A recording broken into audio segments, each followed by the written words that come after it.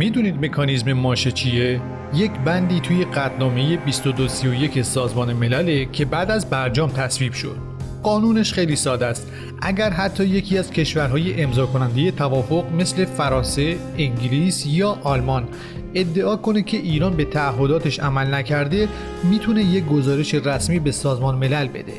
همین گزارش کافیه تا تمام تحریم‌های قبلی سازمان ملل خود به خود برگردن، بدون هیچ رأی‌گیری و بدون حق وتو حتی برای چین و روسیه. اما چرا دوباره دربارش حرف میزنن؟ چون به زودی محدودیت‌های موشکی ایران تموم میشه و اروپا میخواد قبل از اون تاریخ ماشه رو بکشه و تحریم‌ها رو برگردونه. پس چیزی که در ظاهر یک جنگ بدون گلوله به نظر میاد، میتونه با این ماشه حقوقی به یک انفجار بزرگ سیاسی و اقتصادی ختم بشه.